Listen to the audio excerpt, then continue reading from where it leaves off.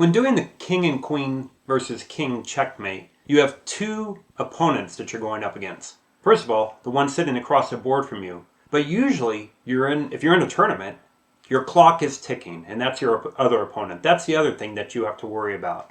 We're going to look at what we do in this king and queen checkmate when we're facing up against real opponents that are obstacles in our way.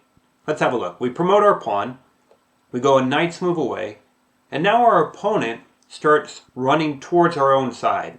Now if we continue this plan of knight's move away, remember you're just moving one square, you're copying your opponent's move. But as we see now, we can't go down to f0, and so the king has kind of run our queen to the side of the board. So in this case, we're fighting up against our opponent, and they have challenged us. So now we're just going to flip it and move our queen 2 squares to be on the other side of knight's move away.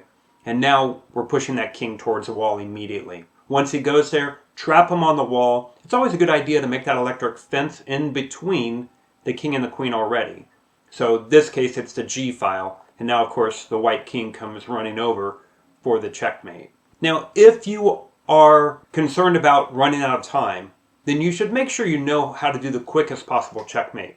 Any position with a king and a queen against a king, the longest that it would take the very best player in the world, Magnus Carlsen, a computer, AlphaZero, to get the checkmate would be 9 moves. It's impossible to set up a position where it would take longer than that if you're playing your very best moves. So let's see what has to happen. Instead of the knight's move away, which can take a little bit of time, we are going to combine the idea of the knight's move away to first cut off the king a bit, and then use your king and bring the king in. Watch how the king, working together with the queen, guards all of these squares. All the squares around the king are protected right now, and you just see that this is the one that needs to be guarded. If the king had moved that way, then we have a plan for that as well. If he comes over here, our queen just takes a little step, a knight's move away again, and now we put our king in position, and finally that checkmate, either on the corridor or in his face.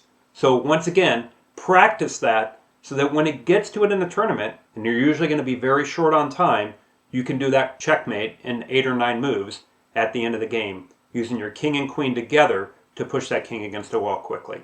That's it. Check you later.